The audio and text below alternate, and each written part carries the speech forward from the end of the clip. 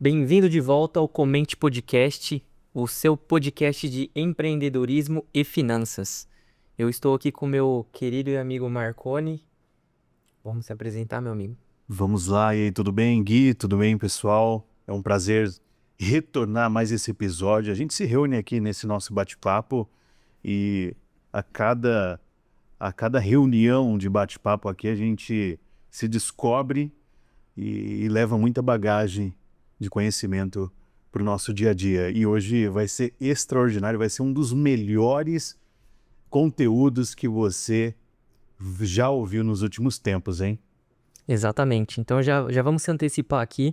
Vamos pedir para a galera compartilhar esse podcast com um amigo. Todo mundo que tem aquele ensejo, desejo, vontade de empreender. Aquela pessoa que compartilha das mesmas dores, né? Porque a gente diz bastante que a jornada do empreendedor não é fácil. E a gente está aqui com o Alex Barufis. Ele vai comentar um pouco sobre a sua jornada, suas dificuldades, seus desafios e o status da empresa, né? Seja muito bem-vindo, Alex. Primeiro, muito obrigado aí pelo nobre convite de estar aqui com vocês, compartilhando um pouquinho do nosso conhecimento, né? Que a gente vem adquirindo aí nessa estrada pedregosa. E eu acho que um dos sentidos da nossa existência como empresário é compartilhar conhecimento, né? Conhecimento, quando ele é privado, quando ele não é compartilhado, ele perde seu sentido, ele morre, né? Então, conhecimento só ganha vida quando a gente compartilha e faz outras pessoas chegarem mais rápido, né, nos lugares onde nós demoramos para chegar. Quiçá eu tivesse no passado alguém que trouxesse, né, esse universo com mais clareza e com menos dificuldade para a gente conseguir os objetivos que tanta gente quer, né? Que é nada mais objetivos de promoção pessoal, a gente quer crescer como pessoa, ajudar as pessoas e dar um mundo melhor também para a nossa família, né? Exato, E exato. você é um desses exemplos que a gente já admira desde de cedo, quando começa a ouvir a tua história. O Alex Baruffi, ele tem uma trajetória desafiadora já muito cedo, já na sua infância, com os pais, já começa a empreender, perde boa parte da sua adolescência ali, onde ele poderia estar, né, perdendo o dedão do pé naquele futebol de várzea, ou cortando o dedo no pipa, né, porque ele estava trabalhando. E na trajetória dele, ele construiu todo esse conhecimento de muito trabalho, estudou bastante, também acadêmico, formado em teologia, filosofia também, né, Alex? Exato. Fazendo a MBA agora na gestão financeira, na MBA na FGV, né? Para melhorar ainda mais, né? Sim. Ou seja, esse é o princípio também do conhecimento, né? Quando você acha que sabe, é aí que você cai no buraco, né? Então, Sim. então esse é um dos grandes princípios também do empreendedorismo, né? Evolução contínua, né? Nunca achar que você sabe, que acho que é aí que está o barato, né? Você saber que você não sabe tudo e também saber que você nunca saberá tudo aquilo que está disposto para ser sabido, né? Então isso faz com que a gente continue sempre melhorando, sempre evoluindo. Como diz o princípio socrático, né? Só sei que nada sei. É isso aí. Fala um pouco então, né, Gui, sobre quem é o Alex, sua idade hoje. A gente está num momento atemporal, né? Aqui nós estamos no mês de maio de 2025. No momento nós estamos gravando da cidade de Osasco. E qual a sua idade hoje? Conta um pouquinho da sua história. Hoje eu vou fazer 45 em novembro. Então nasci dia 17 de novembro de 1980, né? na cidade de Cachoeiras de Macacu, no Rio de Janeiro, sentido Friburgo, Petrópolis, né? Ali no pé da serra. Quem nasce no interior do Rio de Janeiro não é chamado de carioca, é chamado de papa-goiaba. É como se fosse o pessoal que nasce no interior, né? Chama de caipira. Sim. Então é mais ou menos, né? Mais ou menos assim. Mas carioca, né? Para generalizar. E vim para São Paulo com os meus pais em 86, né? Então vou falar aqui das memórias que eu tenho. Porque quando a gente vai conversar com meus pais, eles também não sabem muito, se confundem um pouco. Então eu fixo na memória, que quando a gente conta história, a gente seleciona fatos, né? Fatos que a gente lembra. Então a gente veio para São Paulo em 86 para 87, mudamos para o Jaguaré. Ali atrás do shopping Continental, você descendo ali, tem uma linha do trem, tem um trilho ali que se dá lá no Ceasa. E do lado tem uma comunidade, mais conhecida como favela. Nós mudamos para ali, num quarto barraco, do lado direito da rua. E comecei a minha infância ali, né? Então eu tinha um tio que morava na Coab de Carapicuíba. E ele surgiu a oportunidade de ele se mudar para o Rio de Janeiro em começo de 88. E ele chamou meu pai para morar nesse apartamento que ele tinha na Coab. Então meus pais se mudaram para lá. Meu pai trabalhava numa metalúrgica na Lapa chamada Tubozin. E a nossa história começa, né, no mundo do empreendedorismo, né, de uma maneira bem despretensiosa. Um primo meu veio do Rio de Janeiro para tentar ganhar a vida aqui em São Paulo. O que ele fez? Veio para cá, construiu um carrinho de madeira com 2 rodas de bicicleta, uma de cada lado, com aquelas 2 guidões, né, e um panelão no meio, com um fogareiro embaixo, e aqueles botijãozinhos pequenininhos que você leva dentro assim de acampamento, sabe? A ideia era vender milho cozido nas feiras, por aí. Então ele veio, ficou alguns meses aqui, não prosperou, não deu certo, né? Porque não é fácil você ficar empurrando o carrinho, caçando feira para vender milho, né? No sol escaldante, né, e tal. E aí então ele foi embora e deixou o carrinho aos cuidados da minha mãe, dos meus pais, né? Então a minha mãe falou assim, vou continuar fazendo o que ele estava fazendo. Então o carrinho está aqui, estava criando poeira, por que não? Então, só que em vez de ficar andando com o carrinho, né, por aí, ela colocou o carrinho em frente ao prédio, de frente a uma padaria. E em Carapicuíba, antigamente, né, na Coab, hoje é tudo murado, né, hoje as pessoas não se socializam mais, né. Os prédios não tinham muros, eles tinham calçadas altas, então as pessoas chegavam do trabalho e iam para a frente dos prédios, sentavam e ficavam ali socializando, conversando, batendo um papo e tal.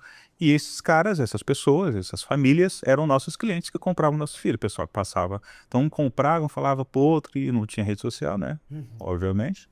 Então esse era o nosso marketing. As pessoas compravam, gostavam, estavam ali conversando. Por que não comprar um suco de milho? Por que não comprar um milho cozido, uma pamonha, um curau, né?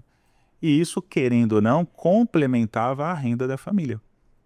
Pagar uma conta, mas no futuro a gente comprou uma Kombi para parar de ir para o Ceasa de trem, fazer baldeação em Osasco, todo aquele transtorno, pegando um ônibus, né? E aí passamos aí de Kombi. Então o nosso começo é nesse cenário, né? Um cenário bem precário. Minha mãe não pensou assim, vou empreender. O carrinho, se você perguntar para ela hoje o que é empreender, ela não sabe, né? Então por isso que eu digo que foi uma questão bem despretensiosa. Foi tipo assim, para ajudar a pagar um boleto, para ajudar a pagar uma conta de casa, Era uma renda extra. A renda extra justamente para comprar uma roupa melhor para mim, para poder fazer uma viagem mais tranquilo, porque não era uma coisa que falava, não dava mais, por exemplo, do que meu pai ganhava na metalúrgica, né? Meu pai trabalhava bastante, fazia bastante hora extra, e ele foi demitido em 89, quase para 90, ali no início do governo Collor, porque a empresa foi para o interior. Então ele pega esse dinheiro, ele não podia ir para o interior, pegou esse dinheiro da rescisão e começou a aplicar ali, né? Comprou um carro, e aí com o tempo a gente tinha 2 carrinhos de milho, né? Um num lugar, outro em outro lugar, aí já contratamos o primeiro funcionário. E assim as coisas foram se desenvolvendo. Aí claro, eu estudando e trabalhando, enquanto os meus amigos brincavam, eu trabalhava. Posso dizer que hoje, felizmente, deu certo. Porque hoje, aqueles que brincavam tiveram filhos. E hoje eu emprego os filhos deles, né? Os seus filhos, seus netos. Eu já empreguei diversos filhos de amigos que cresceram comigo, que já foram meus funcionários, entendeu? Então isso é muito comum acontecer hoje em dia, entendeu? Então, hoje a gente agradece, porque deu certo. Mas lá no futuro, como criança, é claro que eu não gostava. A criança que gosta de trabalhar, ele quer brincar, quer ver seu amigo jogando bola, joga bola também. Quando adolescente, você quer saber de namorar, você quer saber de fazer coisas de adolescentes, né? Então você acaba, querendo ou não, a gente não pode romantizar, né? Porque eu era uma criança e um adolescente, um jovem como qualquer outro. Dei trabalho para os meus pais, não queria trabalhar. Meus pais ficaram bravos comigo diversas vezes. Meu pai já ficou sem falar comigo diversas vezes, já me tacou para fora do comércio. Isso é coisa normal, acontecia. Mas com o tempo a gente vai pegando amadurecimento, né? A gente no casa, né?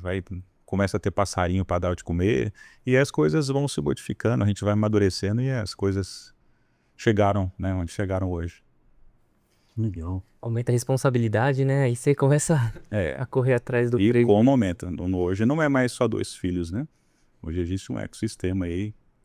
Estamos aproximadamente em 50 funcionários. Deve agora abrindo mais 2 lojas, vai praticamente quase que dobrar. Ano que vem vai abrir mais lojas e só vai. Então, a responsabilidade, quanto maior, como diz o filme do Homem-Aranha, quanto maiores os seus poderes, maiores as suas responsabilidades. Show. E aí você comentou que o seu pai, ele recebeu a rescisão e começou a investir, comprando carro, Eu lembro que ele comprou a primeira vez uma Kombi. uma Kombi. Uma E Kombi. aí você tava com o carrinho de milho, né? Em que momento vocês transformaram isso no que você tem hoje? Porque você comentou que o Barufs tem 37 anos, né? Vai fazer 37 no final desse ano. É um processo, né? Não nada. Hoje às vezes as coisas acontecem da noite pro dia, né? Você vai ali no banco, pega 200, 300 mil, bum, né? Acontece, né? Mas antigamente as coisas eram mais devagar.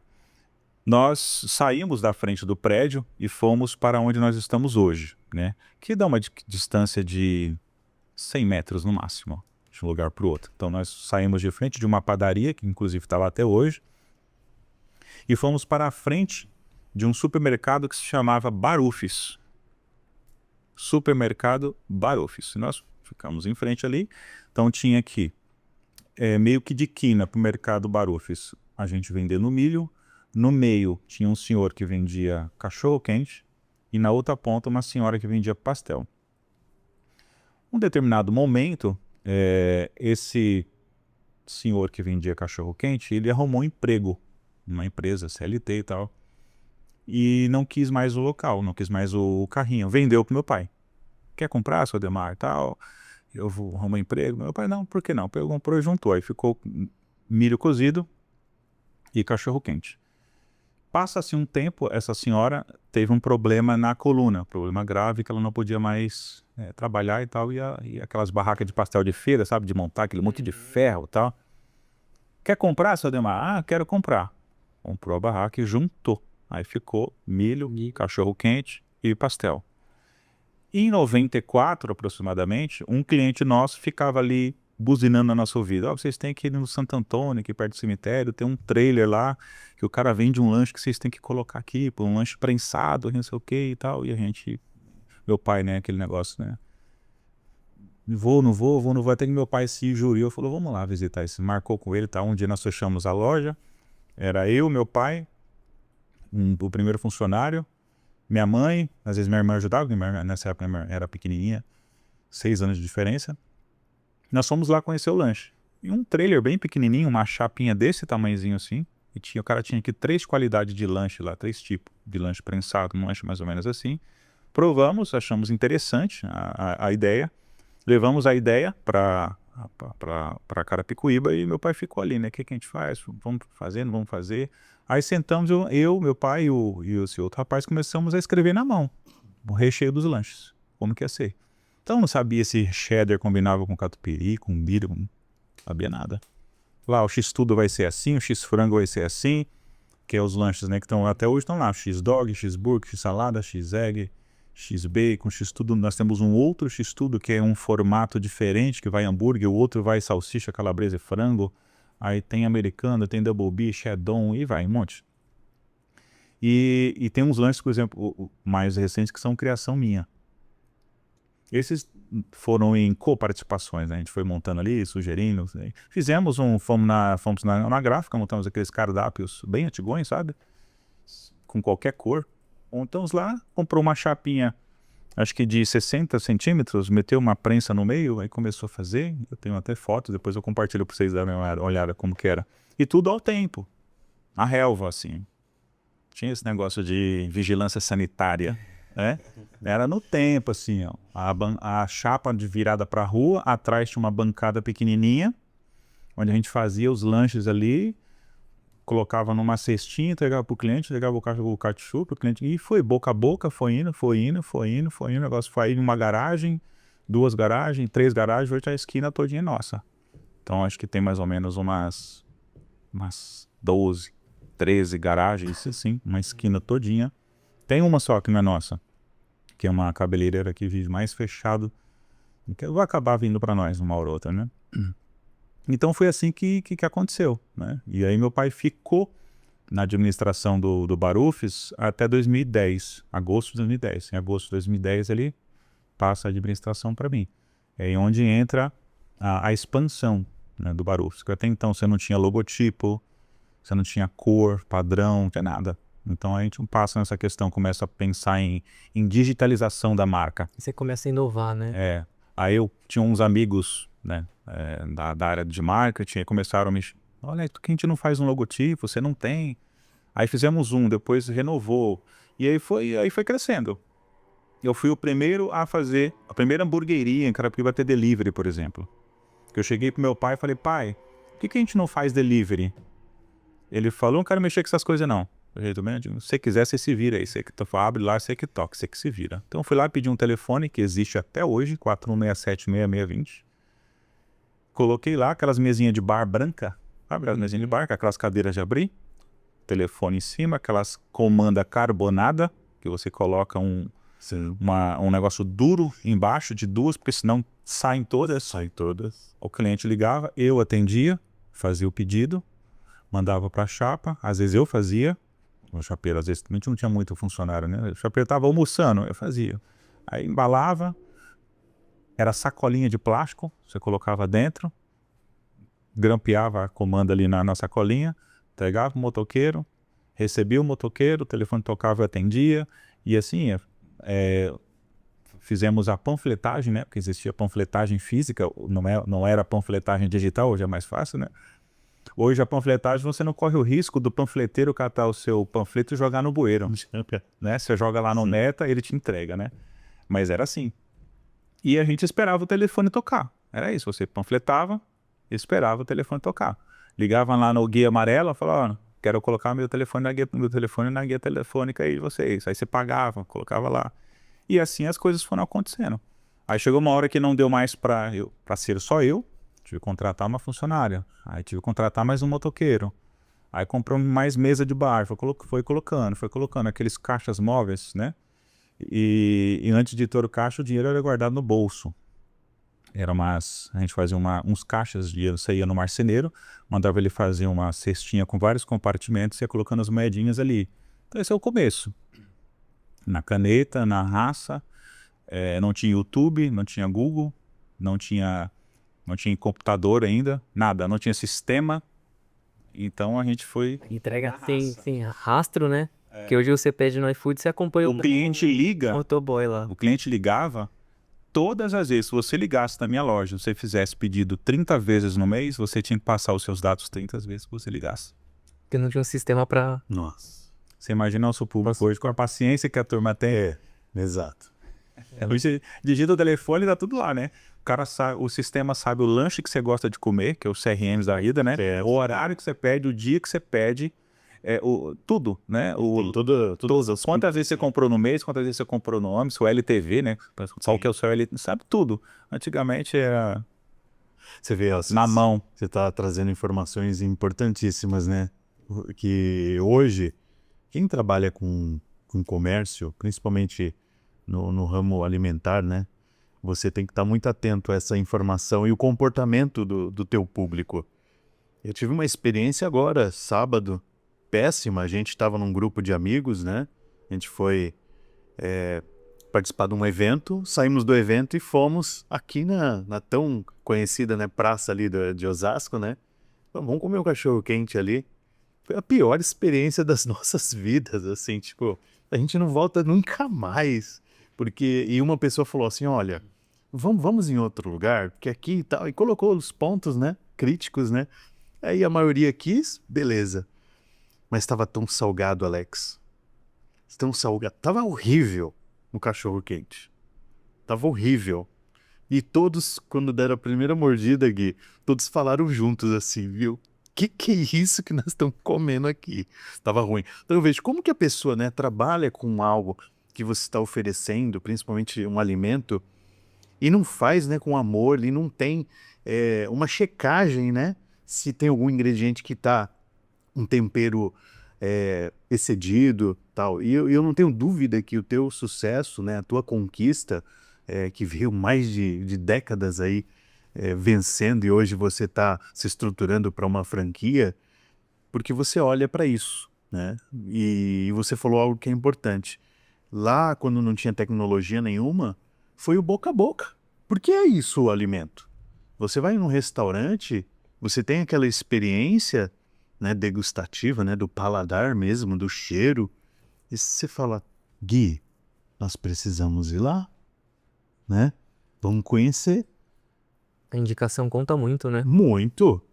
Eu acho que por mais que nós tenhamos tenha acontecido essa digitalização, eu acho que o boca a boca ainda é mais poderoso, né? Que é aquele ditado, né? Um cliente satisfeito, ele leva 10, 20, mas um cliente insatisfeito, ele arruína a tua vida. Sim. Então você vai lá, faz uma baita de uma propaganda e o cliente, você oferece, né, uma experiência visual, e essa experiência visual acontece no momento da entrega uma desconexão, né? Ou seja, eu penso que 20% deve ser a conexão visual e 80% deve ser a experiência do paladar, do bom atendimento, porque isso aqui conta. Sim. Porque se você faz o 80-20 ao contrário, aí é difícil. É difícil, não é isso? Eu quero fazer uma pergunta mais voltada para a parte de gestão, né? Que é um dos desafios que eu encontro quando eu vou atender esse segmento. Eu vejo que para mim hoje é um problema meio que generalizado. Os dois ambientes que eu cheguei, Alex, eu encontrei margens muito apertadas de resultado financeiro mesmo, estagnação, perda de insumo, né, de produto. E aí a gente foi corrigindo por coisas básicas. Primeiro, não pesar, igual você falou que você não tinha, você não é um cara de formação em gastronomia, certo? Não. Mas você fez as suas receitas, correto? Legal, bacana. E foi validado, né? Você, a sua família ali, Exato. e o público, você foi testando e até hoje essas receitas existem. Até hoje. Olha que maravilha. E hoje a pessoa que trabalha, né, tem um restaurante, que tem um negócio, ela não se preocupa em fazer a ficha técnica. E dentro da ficha técnica, pesar. Então, assim, exemplo, quanto é para fazer o X-salada? Né? Eu fui para o nosso cliente lá, nosso amigo Cláudio lá, a gente fez isso, ficou lá o dia inteiro, pesando. Então, para fazer tal item, né, do cardápio, o que vai? Quantas gramas que vai disso?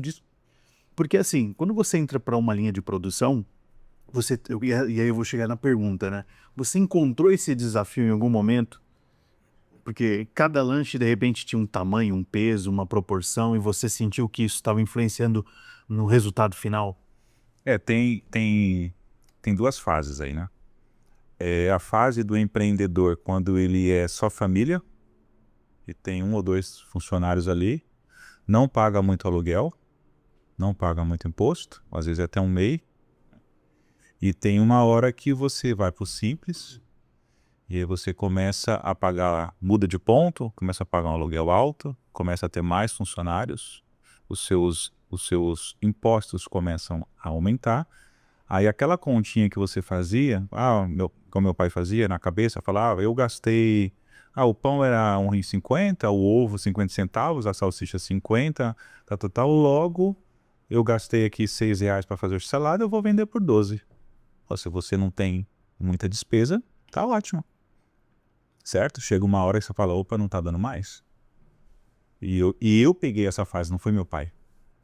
Quando eu comecei a administrar, que foi quando o iFood, né, começou a a surgir, quando eu comecei a colocar motoqueiro, que delivery é outro custo, né? Não é com o mesmo custo de balcão, porque tem embalagem, tem motoqueiro, tem os desperdícios, tem o lanche que você leva golpe, tem a taxa de cartão. Meu pai tinha uma placa na frente da loja assim: não aceitamos cartão, somente dinheiro.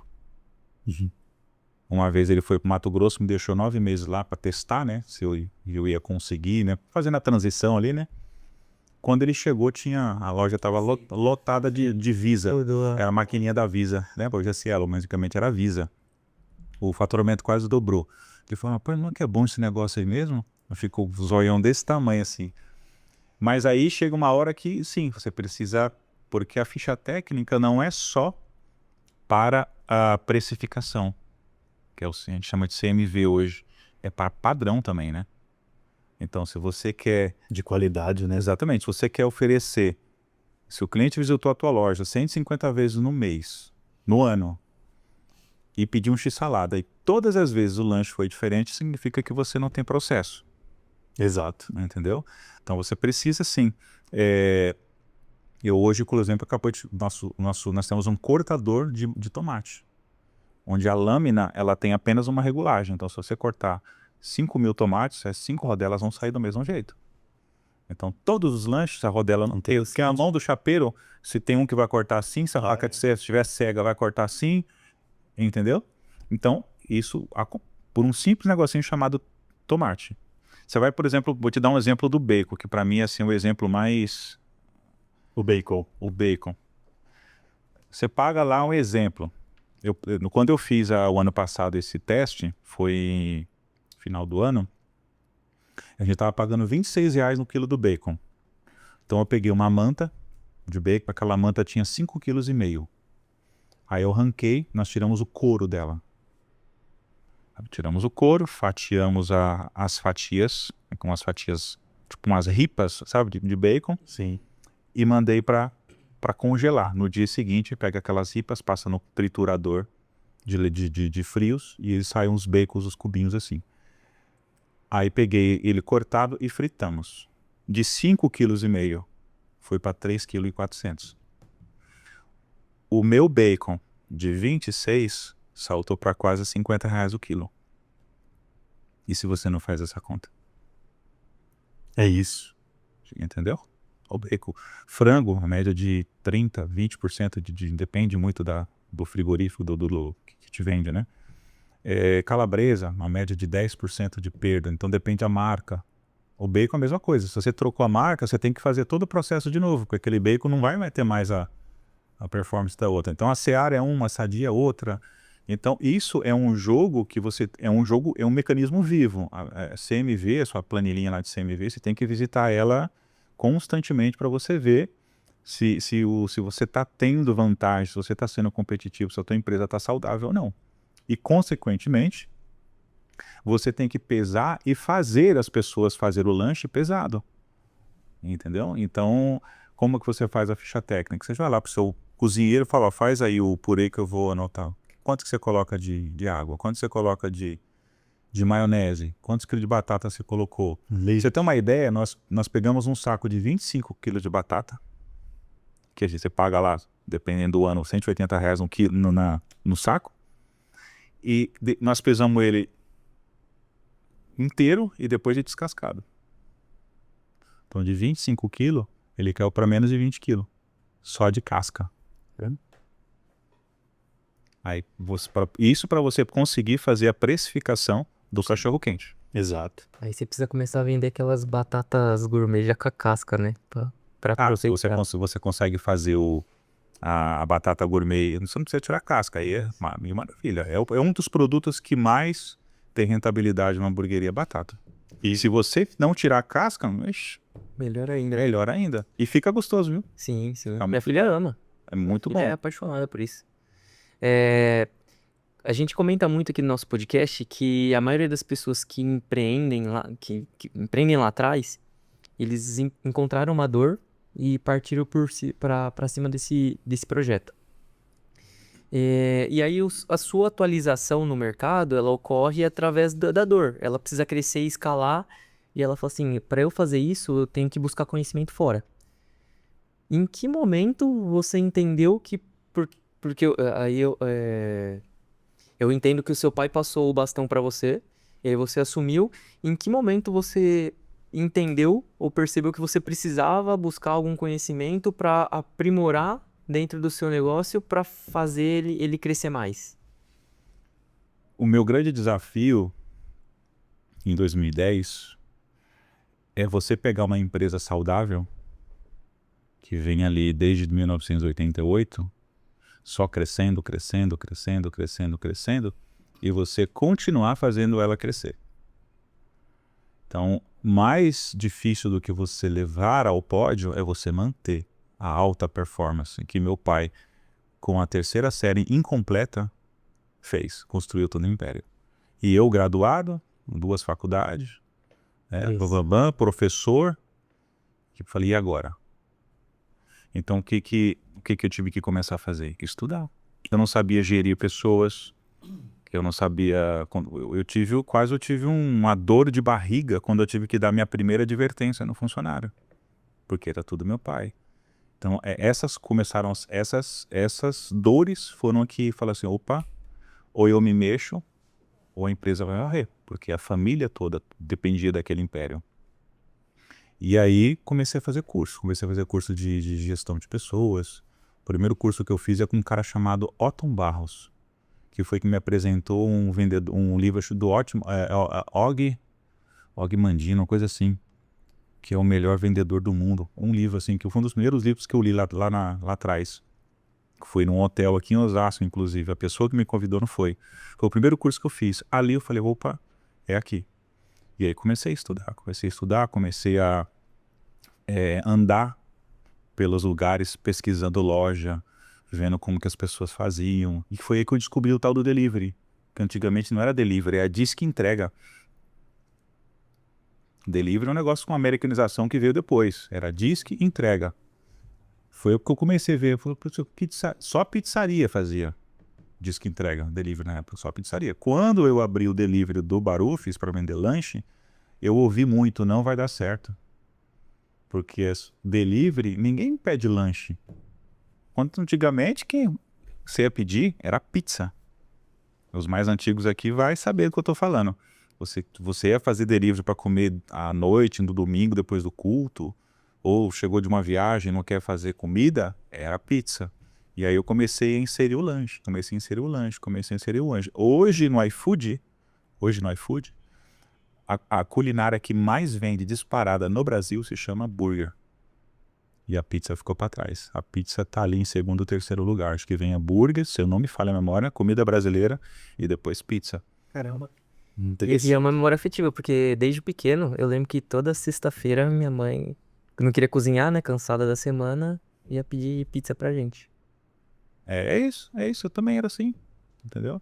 A gente às vezes vendia lanche, mas às vezes pedia pizza, porque o delivery só tinha pizza, não achava lanche, não tinha hamburgueria, era lanchonete, você não achava um lanchonete que vendia lanche, que vendia, fazia via delivery, que entrega, entendeu? Então essas foram sendo assim as primeiras dores que foram me tocando, né? E eu tinha esse desafio, manter. Não só mantive, né? Mas como hoje, em relação à época, praticamente fatura 4 vezes mais. Porque a empresa também cresceu de tamanho. Hoje as barreiras do delivery elas estão mais expandidas, né? Com a questão do iFood, né? Depois veio o Uber Eats, né? Rappi. Então isso tornou um facilitador, né? Tanto que hoje as nossas receitas, o delivery ele corresponde a 65%. Então o delivery ele é praticamente uma empresa dentro da minha empresa. É uma outra empresa dentro da minha empresa. Entendeu? Então 65%. Pasme você. Sim. Entendeu? Então, se fosse só o balcão, eu teria ali meus 8 funcionários. Com o delivery. Ou depender de quantas mesas, né? Exato, disponível. Exatamente. Então, hoje com delivery, só de funcionário registrado, nós temos lá, acho que 33. Fora os mais de 15 motoqueiros. Para poder fazer todo esse ecossistema funcionar.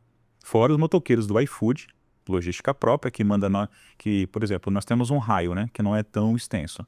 Depois desse raio de 6 km, vem a logística iFood, Então, se você tem cliente que, se eu peguei uma comanda lá, fui olhar, o lanche estava indo para Jandira. Tem lanche que vem para Viliara. Tem lanche que vai para Itapevi, Cotia. Nossa. Esses lados aí, que eu não conheço muito bem Osasco, tipo Jardim Cipava, sabe? Lá para dentro, Santana de Parnaíba. Então vai nos lugares assim, eu falei, caramba, olha onde nós estamos chegando. Coisa que em 2010 era impensável, né?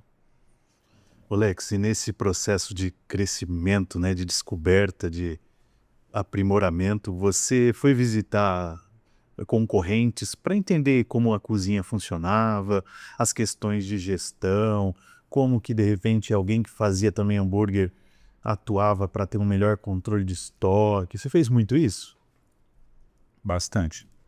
Não tanto quanto deveria, porque eu estava um pouco misturado ali. Mesmo quando eu comecei a administrar Barufs, eu continuei sendo professor, né? Então eu meio que dividia meu tempo. Então hoje eu não estou maior porque eu não caí de cabeça na minha galinha dos ovos de ouro. Então eu tive um certo delay aí, um atraso.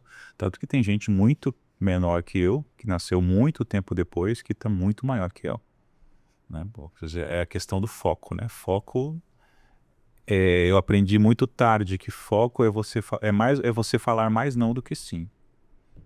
Né?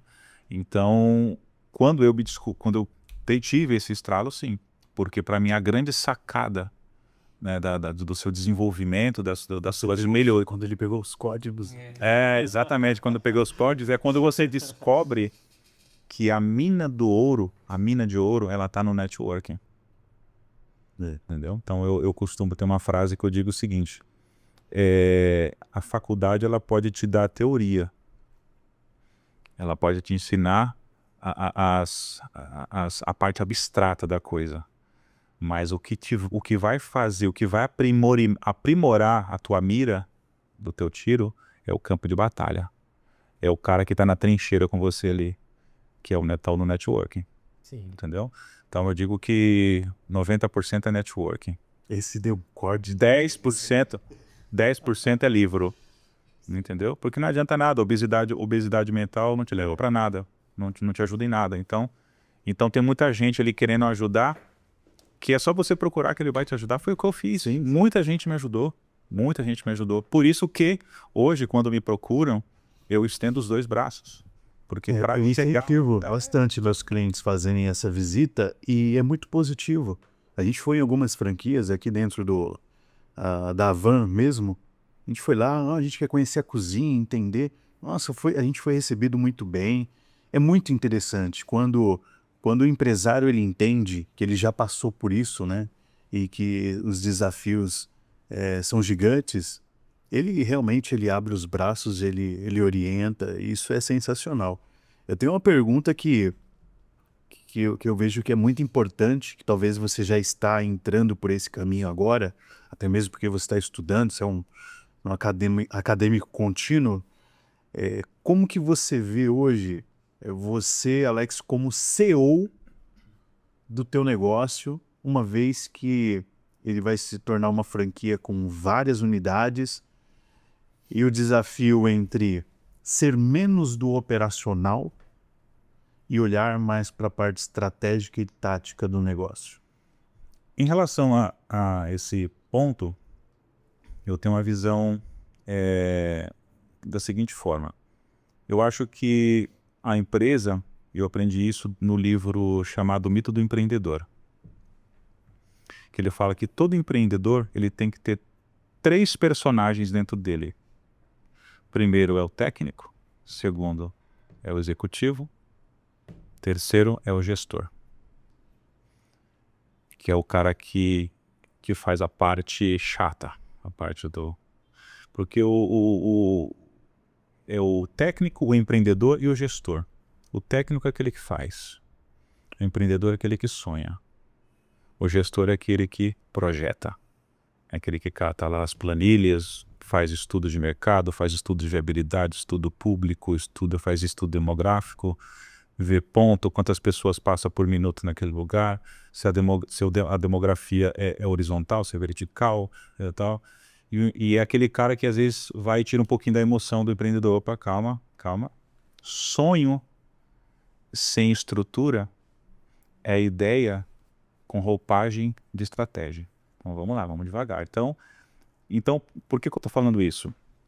Porque eu vejo todo esse cenário, esse contexto que eu coloquei como operacional. Então se eu estou lá fazendo lanche, é operacional. Se eu estou no executivo, lá ali no meio, eu estou no operacional. E vejo o estratégico como operacional também. São facetas diferentes, mas não deixa de ser operacional. Então eu posso estar errado? Posso, mas eu acho que o empresário nunca deve sair do operacional. Depende de qual operacional você está falando. Claro que eu não estou lá hoje mais fazendo lanche. Estava lá hoje fazendo um teste que nós vamos lançar um lanche novo. Estava lá na chapa hoje, com o meu chapeiro fazendo uns testes lá. Mas eu não estou lá, entendeu? Às vezes eu vou na empresa 1, 2, 3 vezes por semana. Tem semana que eu nem vou. Mas eu estou fazendo o quê? Vai abrir uma loja no shopping, vai abrir uma loja em Osasco, eu já estou projetando a loja do ano que vem. Isso é estratégico, isso não é operacional? Como é operacional?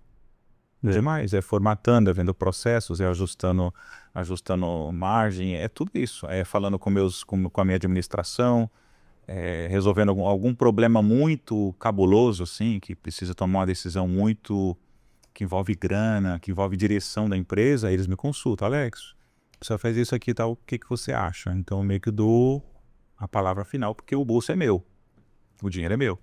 Agora, essas questões de contrata, demite, não. Compra de material, essas coisas, insumos. Funciona normal. Então, a ideia que existe dentro desse livro, O Mito do Empreendedor, também quando você for construir sua empresa, faça ela funcionar como uma franquia, mesmo que ela nunca se torne uma. Por quê? Porque o dia que você precisar fazer uma viagem de 30 dias com a sua família, você vai conseguir. Então, você vai construir um emprego para você, não uma cadeia, né? Então, senão você falar, acontece muito isso, né? No chapeiro, eu já sei fazer lanche, já sei fazer tudo, agora eu vou pedir minhas contas, vou pegar meus 10 anos que eu tenho de casa e vou abrir uma hamburgueria. Ele esquece que ele vai ter que fazer o lanche, que ele vai ter que comprar, que ele vai ter que pagar, que ele vai ter que calcular a hora extra e que ele vai ter que pensar no estratégico, que ele vai ter que fazer o delivery, que ele vai ter que ir audiência de motoqueiro, audiência de chapeiro. E o que acontece? Se o cara é casado, tem filho, o que acontece? Entendeu? Às vezes acontece muito, né? Tem empresários nesse estilo que não vê o filho crescer, que não vê a família crescer. Então ele ganha ali um problema, na verdade. Entendeu? Então eu penso assim, hoje o Alex, ele está assim mais no estratégico. Um pouco no executivo também, ali porque eu não deixei de ser um empreendedor, um sonhador, mas também não deixei de ser um executor.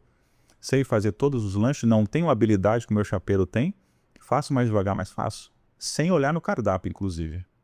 Então, eu penso que eu sou os três, mas a parte que mais pulsa em mim hoje é a questão da estratégia, a questão da expansão, a questão de fazer a loja ganhar terrenos nas cidades vizinhas e, quem sabe, daqui a uns anos, São Paulo e Brasil. Valorizar a marca, né? Exatamente, a questão do equity, né? Exato. Muito preocupado com isso também, fazendo bastante parcerias interessantes aí com canais grandes e tal. Estou melhorando muito as nossas embalagens, inclusive. Então a minha percepção hoje é o seguinte, falei para meus gerentes semana retrasada, eu quero que o meu cliente receba o lanche e sinta a sensação de que ele está recebendo um presente. Então, por isso estamos investindo bastante em embalagem. Estou mandando fazer personalizada, uma caixinha, um papel duro, personalizadinho, papel anti-gordura, para o cliente pegar e falar assim, opa, eu estou recebendo o quê? Uma barra de chocolate, um relógio, uma carteira, mais ou menos essa que é a pressão. Porque é a experiência, lembra que eu falei da experiência? Se você não gerar uma experiência e o teu lanche tiver uma desconexão, e o cliente perceber que você mentiu para ele, ele não compra mais de você. Tem mais 4.000 estabelecimentos lá no iFood querendo a atenção dele, e ele vai lá. Sim. Barufis é invento na veia, né? Isso aí. É inovação. A gente está sendo impactado aqui. É a palavra da moda, né? Melhoria contínua. Mas né? E muito legal, assim, está sendo uma descoberta ouvir tanto conhecimento, né? A gente atua em segmentos diferentes e quando a gente se depara com algo novo, assim, com uma visão bem disruptiva, né, Gui? Isso agrega muito pra gente. Não tenho dúvida que está agregando para o nosso público. Eu falo por experiência, você deu o exemplo do chapeiro aí que vai sair para empreender. Eu até comentei com você que eu abri uma esfirraria X anos atrás, que não é da minha área. E aí eu fui me arriscar junto com um amigo meu que tinha saído da construtora e queria tocar o negócio nesse ramo, né? Só que também não era a praia dele. E aí a gente penou. A gente descobriu que tinha custo que a gente nem imaginava que existia. E aí chegou um momento que a gente falou assim, deixa eu fazer o que eu sei fazer, eu vou passar esse ponto aqui pra quem realmente sabe o que tá fazendo, né?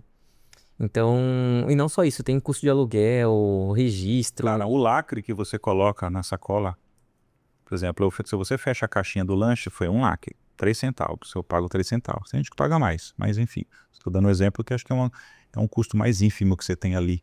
Um alface, uma folha de alface. Tem que saber quanto custa a sua folha de alface. Quanto custa uma rodela de tomate. Sim. Você tem que saber quanto custa aquela rodela de tomate que você joga fora.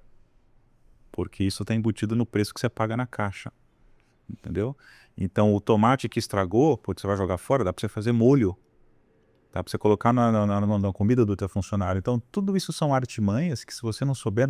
É que as pessoas hoje, o brasileiro, ele tem a mania de fazer conta por mês. Ele não faz a conta do ano. Então, se você pegar esses micro detalhes do lacre, sabe, que você coloca na caixinha, que custa 3 centavos, aí quando você vai comprar lacre, para o preço sair 3 centavos, tem que comprar 50 mil lacres. Aí aquela folha de alface que foi pro lixo, né? Aquela casca da batata, se você fizer a conta no final do ano, quantos funcionários você não paga? Como uma viagem, né? Exatamente. Exatamente. A gente se arriscou naquela época, mas a gente não sabia o buraco que a gente estava se enfiando, né? E um outro ponto importante que você trouxe aqui, que é do operacional. A gente comentou acho que no último podcast, que hoje com as redes sociais, Instagram, o pessoal vende muito, né? Saia do operacional, vá pro estratégico. Só que o sentido que a gente entende, e acho que os três estão alinhados, é que mesmo que você esteja no estratégico, você está no operacional. Porque existe uma ação que precisa ser feita, né? Você não vai estar em casa de braço cruzado e falar uma assim... inteligência, né? Você está sendo a inteligência da empresa. Sim. Entendeu? Exato. Tá impossível. Você vai diminuir talvez essa participação do operacional.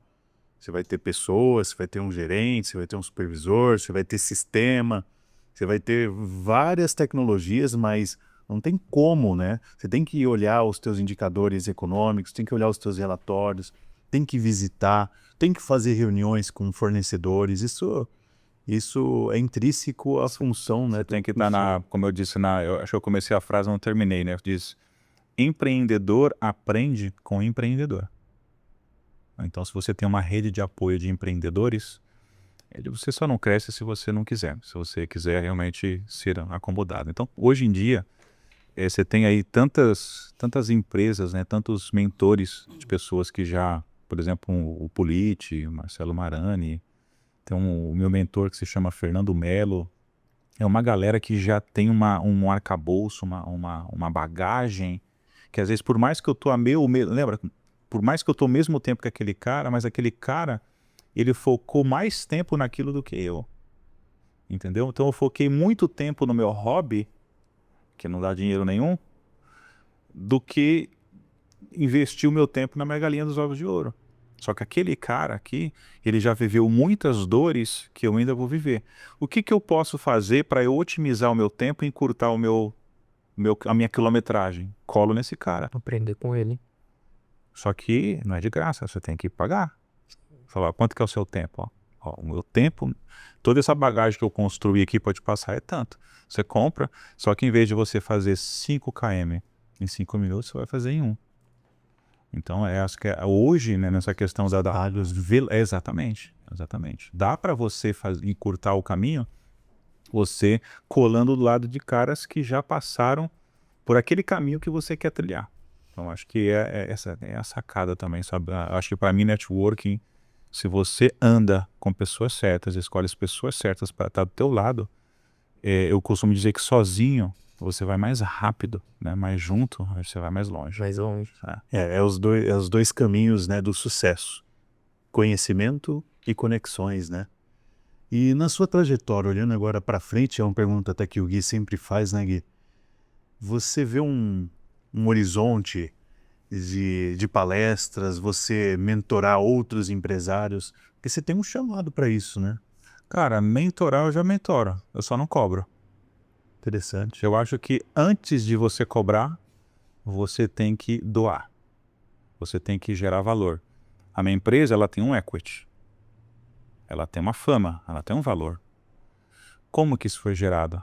Durante anos, eu mantendo qualidade, constância, sabe, seriedade, lealdade, transparência com o meu cliente, foi sendo construído. Como que eu vou vender uma coisa sendo que ninguém me conhece? Então eu preciso gerar valor. Eu preciso construir meu branding primeiro. Quem que é o Alex Barufis? Porque essa conexão entre Barufis e Alex, ela está acontecendo agora. Inclusive a Esté, que me deu esse empurrão.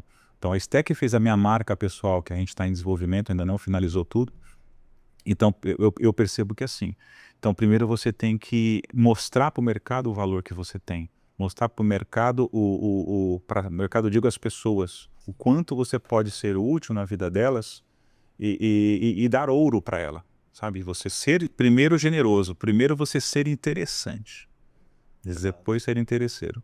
Então acho que essa é a ordem da coisa. Então eu estou nesse caminho. Um dia eu vou vender o meu tempo, um dia eu vou. Mas eu acho que não é a hora ainda. Então os vídeos que eu posto no Instagram, os reels que eu faço, das cagadas que eu já fiz na vida, das quedas que eu já tive, as pessoas me chamam. Gente do Rio de Janeiro, um primo meu, primo, eu preciso falar com você, pelo amor de Deus, tal, mas tem que ser 0800 de graça, né? Senão, na hora, uma prima no Rio de Janeiro, primo, vou abrir uma empresa aqui, tal, eu queria conversar contigo, tirar umas dúvidas, na hora. A outra pessoa me chamou também, ô irmão, o que você está fazendo assim no digital, como é que você faz, o que você me indica? Eu vou ajudando. Ó, tá aqui meu telefone, me chama, a gente marca uma conversa, levo lá na minha cozinha, mostra o que eu faço, passo meus contatos. Quer comprar pão de mim? Também vendo pão para você. E aí a gente vai se ajudando. Chega uma hora que o tempo fica escasso. Você tem que cobrar para você... porque aí o tempo passa a ser um produto também. Sim. Entendeu? Então todo esse know-how, toda essa bagagem que eu estou construindo, que eu estou jogando na mochila, um dia para eu colocar para fora, vai ser natural que eu tenha que cobrar, né? Qual o carro-chefe lá? O lanche? Cachorro-quente. Cachorro-quente. 20% do faturamento da empresa é cachorro-quente. Concorrência direta com Osasco. Que assim, eu digo que quente. Osasco é a capital do Brasil do cachorro-quente. O Barufis vindo para Osasco vai ser a capital mundial. E olha que você tem tudo para realmente ser a referência, viu? Porque por onde eu tenho ido aí, a experiência não tem sido muito boa, não. E nós vamos fomentar isso daí. Próximos meses, né? Você falou. Para final de maio agora, a gente está só terminando os detalhezinhos lá de instalação, disso, aquilo. Coifa, eletricidade, mas assim, obra tá tudo pronto. É só questão de detalhezinho. Então eu acredito que final de maio, início de junho, a gente já starta. Hoje, quem quiser conhecer o Baruf, está em qual endereço? Rua Uberlândia, número 41, Coab 2, Carapicuíba. Se você colocar no teu Waze, no teu GPS aí, Barufis, já vai cantar na primeira. Nós vamos deixar também no nosso encarte, o Raul vai preparar, a rede social ali do Baruf. Sensacional, uma marca... Gostei. Coloca a minha também, Alex, _, Barufis. Sim, nós vamos colocar. A gente faz umas publicações bacanas em empreendedorismo. Sim, e nós vamos ter que marcar uma outra, né? Vou ter que marcar um outro encontro aqui de bate-papo, só que aí nós não vamos falar de empreendedorismo, nós vamos falar de teologia, de conhecimento acadêmico, porque o nosso amigo Alex aqui é um estudante nato, né? E a gente gosta muito desses assuntos, né? Com certeza. O dia que você for fazer a divulgação também de Osasco, manda pra gente que a gente joga nas nossas redes sociais também. E aí o segundo podcast a gente fala só sobre desenvolvimento pessoal. Vamos falar de desenvolvimento pessoal. Uma área que eu gosto bastante também, que é sobre liderança, né? Sim. Gosto bastante. Lidar com pessoas, né? E aí, pra você estar onde você tá, você precisou... Então, quando eu fui, né, para o Barufis em 2010, o Barufis não tinha gerente. Né? Então eu calculava as horas extras dos meus funcionários, que eram aqueles cartões que você paga. Eles escreviam na mão, né? Depois tinha aquelas máquinas de fazer aquela, né?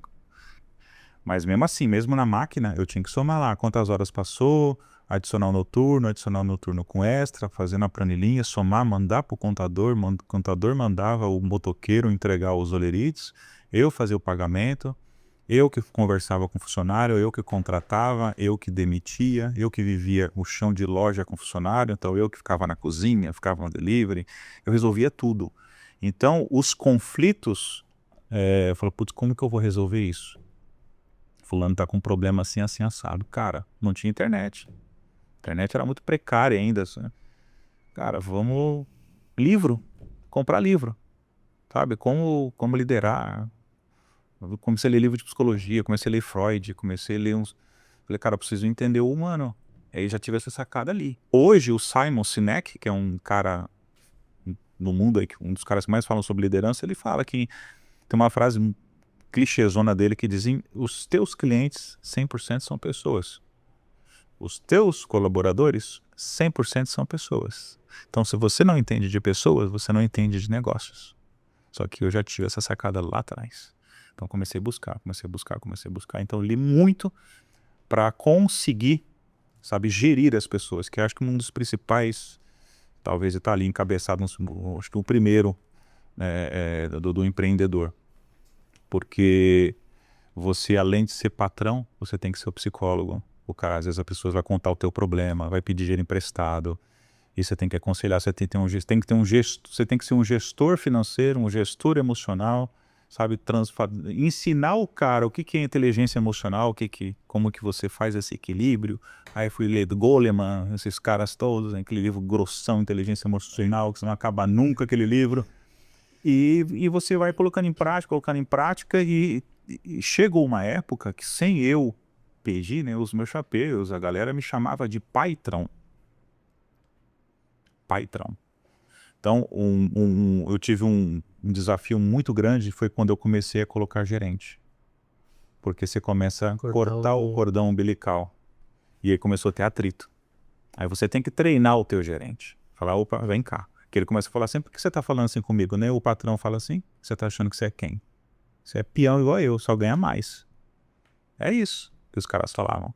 Então, você chama o gerente lá dentro, com uma reuniãozinha, fala, ó, funciona assim, assim, assim, ó, lê esse livro aqui, assiste esse vídeo aqui, vai nessa palestra aqui, paguei curso diversas vezes em Sebrae, ó, vai lá fazer esse curso de gestão de pessoas, de liderança, vai fazer, aí volta pra lá e assim foi, né? Eu coloquei um gerente, aí dividi o turno com o gerente. Ele fazia meio, eu fazia meio. No final de semana era dele, no final de semana era meu. Aí fazendo e tal. Aí chegou uma hora e falei, opa, dá pra colocar dois. Aí coloquei dois gerentes. Aí ficou um turno outro. Aí começou a dar problema também, começou a dar conflito entre os gerentes. E aí, cara, e aí é isso. Então, quando você dá esses conflitos, você fala, putz, será que eu coloquei o gerente? Será que o erro foi eu? Será que eu contratei errado? Será que eu fiz a leitura errada do cenário? Demito, não demito? Tento mais um pouquinho, converso, mando para uma imersão, já paguei curso, sabe o CIS lá do Paulo Vieira? Já paguei um ou dois, para dois gerentes meu. O cara fica, esse cara vai ter que aprender a ser homem, eu nem se aprender a ser homem em casa, porque Vai levar pra legendar eles. mas é por quê? Porque veja bem, não, eu tenho muitas ressalvas em relação a esses movimentos. Porém, você tem que fazer leitura. Eu converso com o cara, falo, mas quem foi teu pai? Quem foi tua mãe? Como você foi criado? Qual a tua religião? Qual a religião dos seus pais? Do que você gosta de fazer? Quais são os seus sonhos? Você vai lendo o cara. Fala, putz, esse cara teve um pai que foi um panaca. Teve uma mãe que era uma pinguça. A mãe morreu tal, o pai isso aqui. Teve um deles que nem pai, nem conheceu o pai. Aí o cara casa e começa a dar problema em casa com a família porque o modelo familiar que ele tem era ver o pai bater na mãe. Ele espelha, né? Exatamente, ele repete, né, aquele protótipo, os padrões. Falo, cara, esse cara vai ter que ter um choque de realidade. Então eu acho que para esse caso, acho que o Paulo Vieira vai ser bom. Mandei para lá. O cara voltou. Na hora que ele saiu de lá, ele já catou o telefone e começou a mandar um áudio chorando. Agradecendo pelo curso, que isso, tal. A mulher dele veio me agradecer depois. Então, ser líder é isso, cara.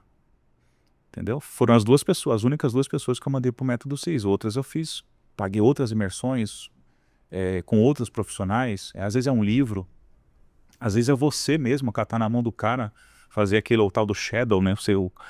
O cara vai acompanhar a tua sombra ali, ó. Tudo que você viu fazendo, você vai repetir, você vai pisar nos meus passos aqui. E isso é um desafio. Por quê? Porque o ser humano é o material que nós temos mais impreciso, né? Porque eu não posso tratar você igual. Se eu for falar com você da mesma coisa que eu falar com você, você espana. Se eu for falar da mesma maneira com a mulher vai me chamar de machista, que eu sou ditador. Então você tem que fazer a leitura, saber fazer a leitura de cada perfil comportamental e para você tomar decisões. Uma decisão que você toma errada, cara, já era. Entendeu? Então e isso, quando eu comecei a me deparar com isso, que eu tinha que demitir, você imagina, você pegar uma funcionária, ó o plano, e não foi pouco, foi muito, já aconteceu 3 ou 4 vezes comigo. Você imagina a primeira vez que eu tive que demitir uma funcionária que frequentava a minha casa, tá? Você imagina fazer uma demissão dessa, você abrir o computador assim na frente dela, falar, assiste e depois a gente conversa. É isso daí. Você vai sair daqui, se você fizer alguma coisa comigo, eu abro um BO contra você. Tá aí, todas as imagens aí. Você acha que isso foi fácil? Cara, eu suava, eu tremia, dor de barriga, dor de cabeça. Imagina. Passamos por isso aí essa semana. Exatamente. E incrível, todos esses últimos casos de desvio em restaurantes e tudo voltado para alimentos, são mulheres, infelizmente. Todas as casas minhas, todas foram também. Pegava, a menina ia para um lugar, ela entendeu que tinha um lugar que tinha vamos dizer assim, uma parte que era Ponto cego. ponto cego. E aí ela ia fazer a sangria ali, né? O fechamento do caixa. E aí colocava já uma parte no bolso.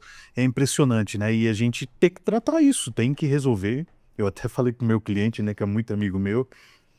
Porque ele demorou muito para tomar essa decisão, porque não foi a primeira vez, né? Já vinha acontecendo. Eu falei assim, eu vou falar igual falaram para Davi, né? Até quando você vai ter pena de Saul, não é? Porque ele veio muito tempo. E tem que tomar decisões, às vezes, muito rápidas, né, Alex? Tem situações que você tem que demitir rápido. E é isso, se for visitava a tua casa, você tem, né, círculo familiar, às vezes a pessoa participa das festas de aniversário. A gente pegou um caso que era uma quadrilha de 3 mulheres. Era a menina do caixa,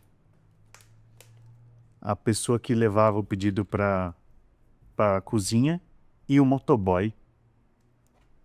E pegava o cupom que já tinha sido cancelado, tipo, do dia anterior, sabe? Uhum. Então era uma quadrilha, o negócio ali era... Já até procedimento. Já tinha procedimento. Já tem processo já metodológico. Já tinha todo um processo. Então, crescer traz, né, suas dores. Então o empreendedor precisa criar processos, ver sistema, tem vários sistemas, entender o que faz mais sentido para você, fazer realmente esses bate-papos, né, com outros empreendedores, essas conexões, porque é isso que vai te dando maturidade para você tomar decisões, né? Exatamente. É incrível, né? A gente vê que não é a primeira vez que eu escuto isso, que a maioria das dores ou reflexo de característica das pessoas vem tudo das experiências do passado, né? E aí quando a gente entende que a gente tá aqui com o propósito de colocar essas pessoas para um prumo, alinhar elas pro caminho certo,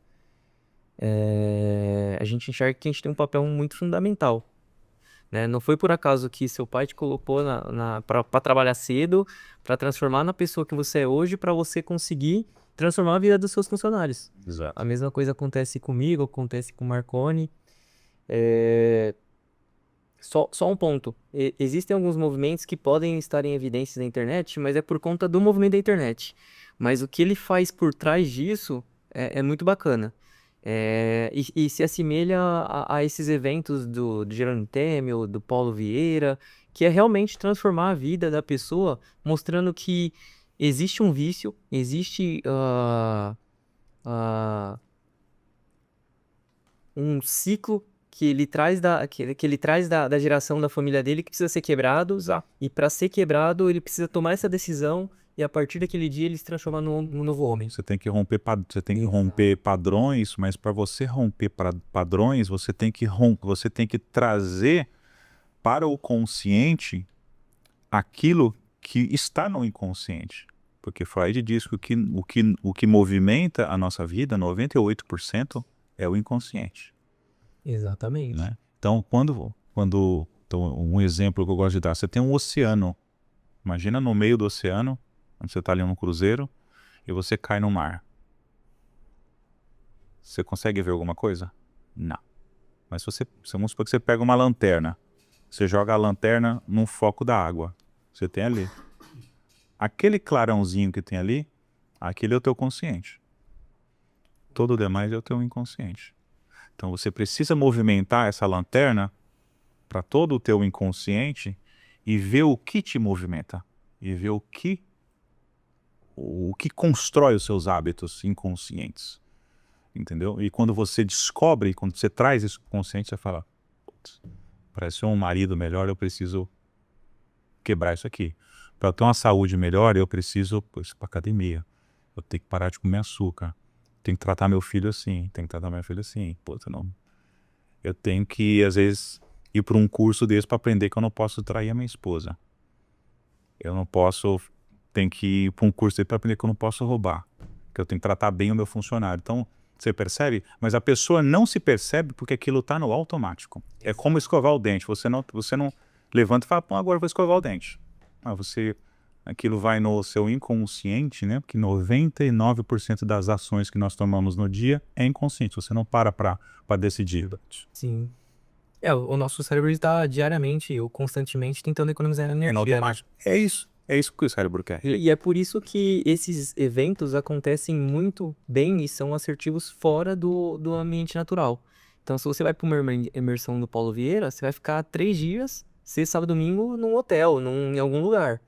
Pra quê? Pra tirar todo o ruído. Porque se você tiver que fazer isso no dia a dia, trabalhando na sua rotina, a força do empuxo pra você fazer as coisas automático vão vir, Exato. né? Você vê um exemplo? Posso contar mais um caso rapidinho? Pode.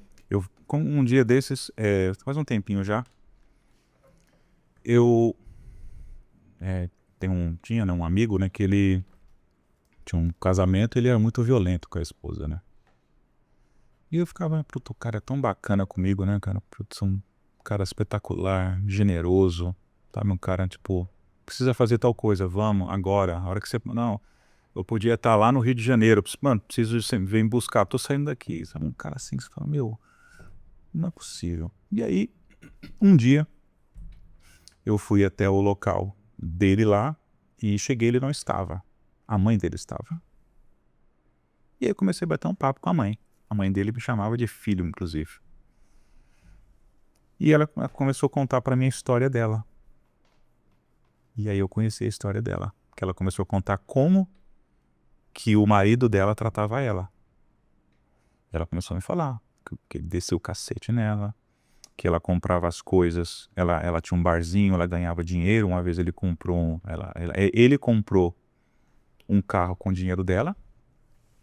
E eles estavam numa rodovia, acho que ele dirigiu bêbado, bateu o carro, ela quase morreu, teve cortes em várias partes do corpo, na mão, ela mostrou as marcas, é o jeito que ele fazia, batia, xingava de vagabunda e tal. E ela foi me contando e eu fui só fazendo sinal isso aqui. Falei, tô entendendo. E eu falei, é o meu amigo todinho. Ele cresceu vendo o pai fazer aquilo. Qual que é a tendência? É você repetir. Então, se você tem um hábito alimentar dentro de casa, o teu filho cresce comendo tudo aquilo que você come. Qual que é a tendência quando ele sair de casa e casar? Repetir aqueles atos. Sim. Entendeu? Só que você não pensa nisso, você vai no automático. Então, você tem que chegar alguém e dar um pedala Robinho e falar, opa, o caminho é aqui, ó. O que você tá fazendo aqui não é legal. E às vezes o cara não consegue fazer isso sozinho, precisa de ajuda. Sim. entendeu? Você precisa pôr uma imersão dessa da vida, ou encontrar alguém que mentore ele, que pegue na mão, um pastor, um padre, alguém que sabe disso, fala, ó, você está repetindo lá atrás, ó.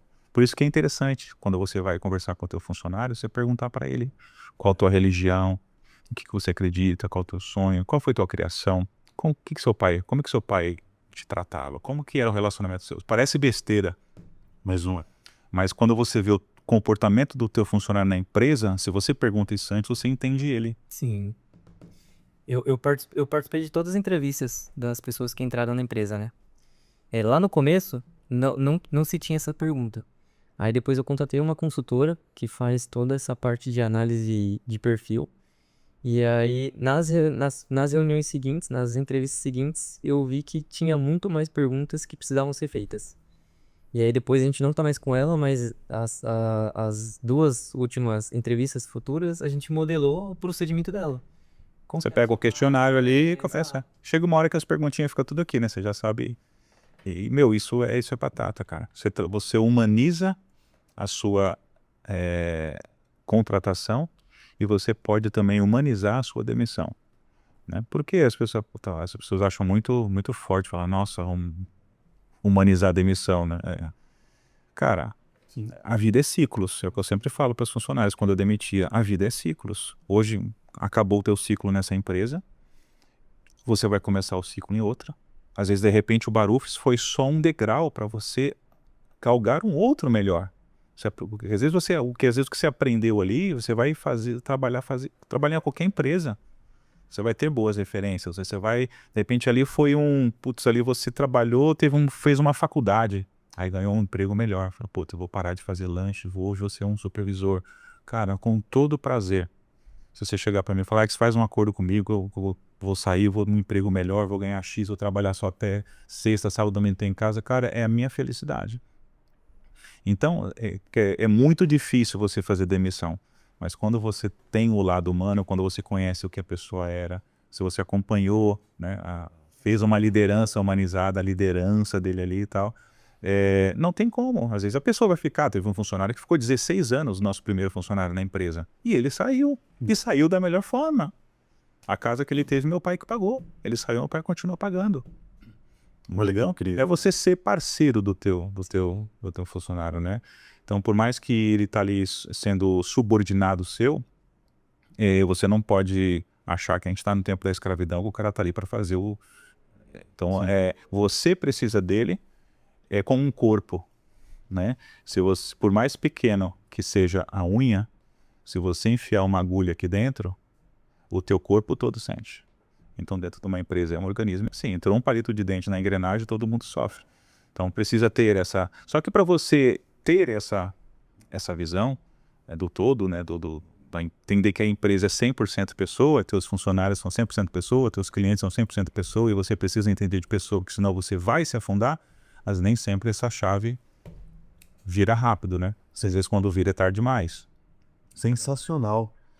Alex, a gente está caminhando pro final, mas é só uma vírgula. A gente vai, com certeza, ter outros encontros contigo. Já vamos deixar em aberto aqui, porque é muito bom conversar com você.